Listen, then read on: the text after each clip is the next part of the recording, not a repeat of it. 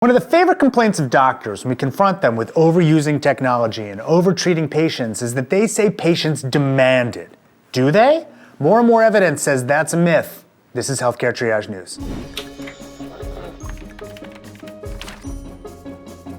A paper was just published in JAMA Oncology called Patient Demands and Requests for Cancer Tests and Treatments. Let's discuss. Researchers looked at more than 5,000 oncology or cancer encounters involving more than 3,600 patients and 60 clinicians.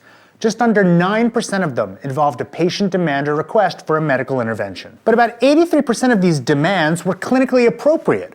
Only 11% of them were actually clinically inappropriate. But all of these percentages miss the fact that a clinically inappropriate intervention was asked for in only about 1% of encounters. Moreover, doctors complied with only 14% of the inappropriate demands. So in only 7 out of 5,050 encounters did a clinically inappropriate intervention get done because a patient demanded it. Further, let's acknowledge that the vast majority of patient demands were clinically appropriate, which begs the question is why they needed to demand them. Let's also acknowledge that a very, very small number of inappropriate demands exist, and only a tiny percentage of them get done. When I blogged about this, I got a lot of doctors and others on Twitter claiming that this study only showed that cancer patients weren't demanding treatment. They assumed that all the other kinds of patients are still the reason we overtreat and overtest in medicine. But as you may remember from the video we did on antibiotic overuse, there's a lot of research that shows that patients aren't the problem in primary care either.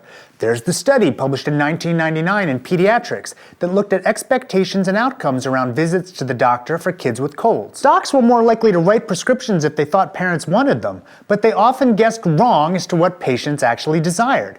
Turns out that docs' prescribing behavior didn't correlate with what parents actually wanted. There's the study published in 2003 in the Annals of Emergency Medicine, which found that docs were more likely to prescribe an antibiotic for diarrhea when they assumed that patients expected it.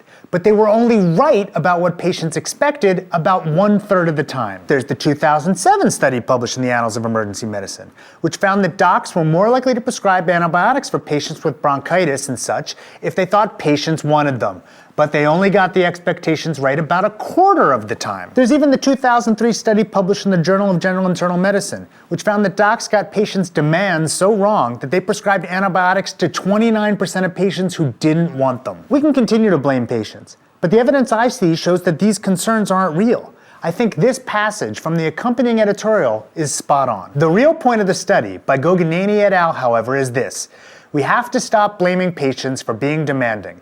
In reality, it is hardly happening. The myth of the demanding patient is more about our own responses and how lackluster communication skills can contribute to difficult situations that stick in our throats and our memories. And when we have calmed down enough to look up, we see that what is really happening between patients and physicians these days is something quite different. Or, we can keep on blaming them in spite of the evidence, which is what a lot of people on my Twitter feed seem to favor.